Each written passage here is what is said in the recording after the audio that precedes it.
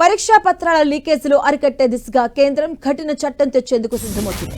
ఈ కఠిన చట్టానికి సంబంధించి ఇప్పటికే ముసాయిదా బిల్లు తయారైంది.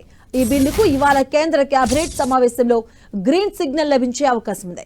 వచ్చే వారం పార్లమెంటు సమావేశంలో ఈ బిల్లును ప్రవేశపెట్టి కేంద్రం ఆమోదించబోతుంది.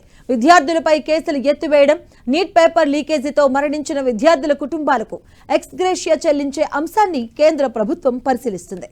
అలాగే ఇవాళ జరగబోతున్న కేంద్ర మంత్రి మండలి సమావేశంలో పబ్లిక్ ఎగ్జామినేషన్స్ యాక్ట్ కింద లీకేజీలకు పాల్పడితే వారిపై మరింత కఠినమైన శిక్షలు, జరిమానాలు విధించేలా నిబంధనలను సవరించబోతున్నారు.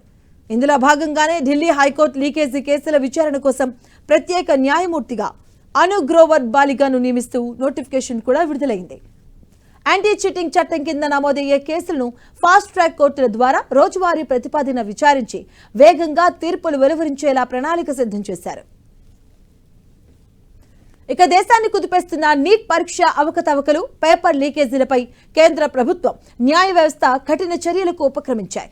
కాక్రోచ్ జనతా పార్టీ నిరసనల నేపథ్యంలో కేంద్ర ప్రభుత్వం కీలక నిర్ణయం తీసుకుంది. కేంద్ర విద్యాశాఖ కార్యదర్శి వినీత్ జోషిపై వేటు వేసింది. పంచాయతీరాజ్ శాఖకు బదిలీ చేసింది. ఆయన స్థానంలో ఉన్నత విద్యాశాఖ నూతన కార్యదర్శిగా నరేష్ పాల్ గంగ్వార్ ని నియమించింది. ఈ మేరకు కేంద్ర ప్రభుత్వం ఆదేశాలు జారీ చేసింది. మరోవైపు ప్రధాని ఆదేశాలతో నీట్ లీకేజీపై ఢిల్లీ ఫాస్ట్ ట్రాక్ కోర్టు ఏర్పాటు చేసింది. రౌస్ అవెన్యూ కోర్టు కాంప్లెక్స్ పరిధిలో ఈ ఫాస్ట్ ట్రాక్ కోర్టు సేవలు జరగబోతున్నాయి. పబ్లిక్ ఎగ్జామినేషన్స్ చట్టం కింద నమోదైన కేసులను విచారణ చేపట్టడం కోసమే ఈ స్పెషల్ కోర్టును ఏర్పాటు చేసినట్టుగా తెలిపింది. ఈ స్పెషల్ కోర్టు జడ్జిగా Tis Hazari court mediation centre incharge జడ్జిగా పనిచేస్తున్న అను గ్రోవర్ బలిగాను నియమించారు. ఆమె ఇక్కడ ప్రత్యేక న్యాయమూర్తిగా హోదాలో పరీక్షల అక్రమాల కేసులను విచారించబోతున్నారు. ఇదే అంశానికి సంబంధించిన పూర్తి డీటెయిల్స్ మా కరెస్పాండెంట్ గోపి అందిస్తారు. గోపి,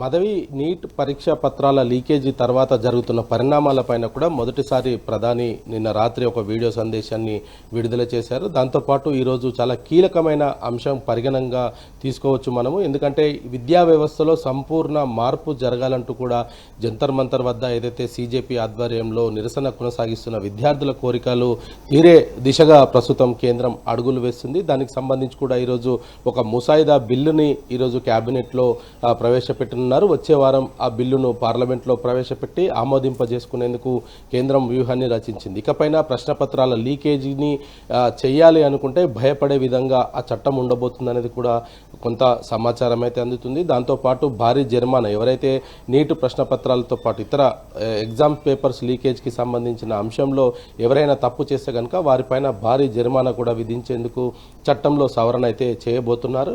ఇప్పటికే విద్యార్థులు ఇదే అంశం పైన కూడా గత కొద్ది రోజులుగా కూడా ఆందోళన వ్యక్తం చేస్తున్నారు. ఒకటి, ధర్మేంద్ర ప్రధాన్ రాజీనామా, రెండవది విద్యా వ్యవస్థలో సంపూర్ణ మార్పు, చనిపోయిన కుటుంబాలకు ఎక్స్ గ్రేషియా.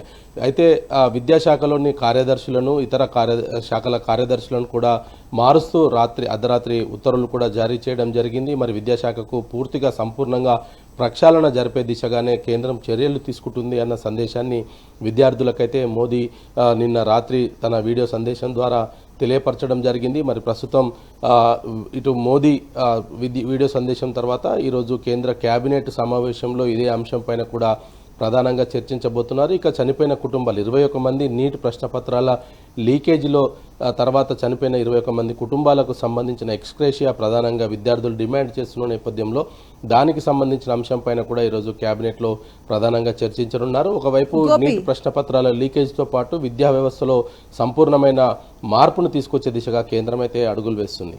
గోపి, అలాగే ఈరోజు కేంద్ర మంత్రులతో మరోసారి సీజేపీ నేతల మీటింగ్ కూడా ఉండబోతుంది, చర్చలు జరగబోతున్నాయి. సో ఇది ఎంతవరకు ఉండే అవకాశం ఉంటుంది? అయితే చర్చలు సఫలమయ్యే అవకాశాలు ఎంతవరకు ఉన్నాయి?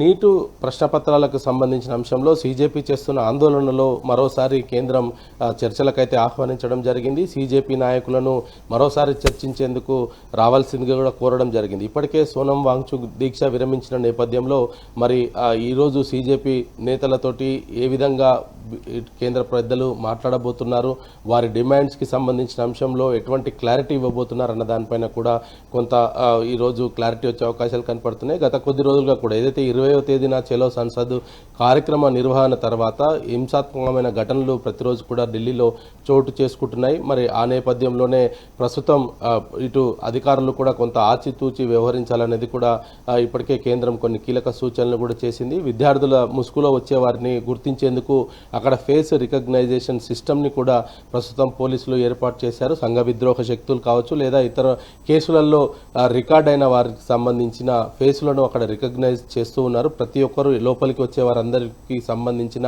ఫేసులు రికగ్నైజ్ అయ్యి వాళ్ళ డీటెయిల్స్ అంతా రావడంతో ఎవరైనా కేసుల్లో ఉన్న వాళ్ళు కావచ్చు, నేర ప్రవృత్తి కలిగిన వ్యక్తులు వస్తే మాత్రం వాళ్ళందరినీ కూడా వెంటనే అదుపులోకి తీసుకోవాల్సిందిగా కూడా ఇప్పటికే ఆదేశాలు జారీ చేయడం జరిగింది. మరి విద్యార్థులను వాళ్ళకు సంబంధించిన సంరక్షణ ఒకవైపు కొనసాగిస్తూనే ఇటు ప్రభుత్వం వారితో చర్చలు జరిపి సానుకూల వాతావరణంలో వారందరికీ కూడా కొంత ఉపశమనం కలిగించేలాగా ఏదైతే గత కొద్ది రోజులుగా జరుపుతున్న నిరసనకు బ్రేక్ పడే విధంగా కేంద్రం అయితే అడుగులు వేస్తుందని చెప్పొచ్చు. ఇది పెద్ద మోదీ నిన్న తీసుకున్న నిర్ణయం కావచ్చు. ఈరోజు క్యాబినెట్లో ముసాయిదా బిల్లును ప్రవేశపెట్టడము, వచ్చే వారం ఆ బిల్లు చట్ట రూపంలో బయటికి వస్తే కనుక విద్యార్థులకు విద్యా వ్యవస్థకు సంబంధించిన అనేక అంశాలు అందులో ముడిపడి ఉన్నాయి. కాబట్టి ఇక రానున్న రోజుల్లో పేపర్ లీకేజ్ లాంటి ఘటనలు చోటు చేసుకోకపోవచ్చు అనేది కూడా కేంద్రం అయితే యోచిస్తుంది. మరి ఈరోజు క్యాబినెట్ నిర్ణయాల తర్వాత దానికి సంబంధించిన బ్రీఫింగ్ కూడా ఇచ్చే అవకాశాలు అయితే కనపడుతున్నాయి. ఇప్పటికే కేంద్ర మంత్రులంతా కూడా ప్రధానితోటి ఈ అంశం పైన నీట్కి సంబంధించిన వ్యవహారంలో గత కొద్ది రోజులుగా జరుగుతున్న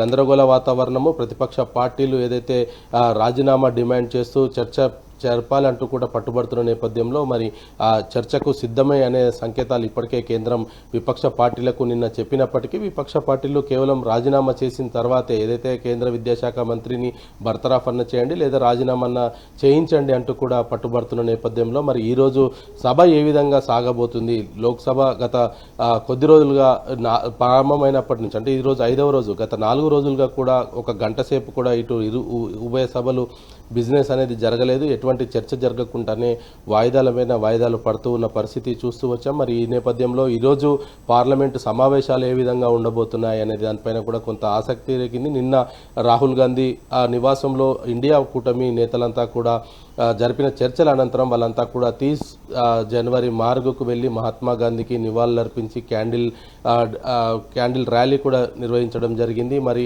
ఈరోజు పార్లమెంటు సెషన్లో ఏ విధంగా ఉండబోతుంది, ఎందుకంటే ఇప్పటికే అనేక అంశాలపైన కూడా కేంద్రం ఒక క్లారిటీ ఇవ్వడం జరిగింది. చర్చలకు సభలో చర్చించేందుకు సమయం కేటాయించడంతో పాటు ఇటు బిల్లును కూడా తీసుకువస్తున్న నేపథ్యంలో మరి పార్లమెంటు సమావేశాలు ఈరోజు సజావుగా సాగుతాయన్న విశ్వాసాన్ని అయితే కేంద్రం వ్యక్తం చేస్తుంది. మరి విపక్ష పార్టీలు ఆందోళన విరమించి చర్చలో పాల్గొంటారా లేదా అనేది కూడా ప్రస్తుతానికైతే వేచి చూడాల్సింది ఉంది. మరి సీజేపీ నేతల చర్చలు ఏ విధంగా ముగియబోతున్నాయి, ఈరోజు చర్చల సారాంశం తర్వాత సీజేపీ నుంచి ఎటువంటి ప్రకటన రాబోతుంది, విద్యార్థులకు సంబంధించిన అనేక అంశాలను కేంద్రం చొరవ తీసుకుంటున్న నేపథ్యంలో మరి సీజేపీ నేతలు దీక్ష విరమించే అవకాశాలు కూడా కనపడుతున్నాయి. మాధవి.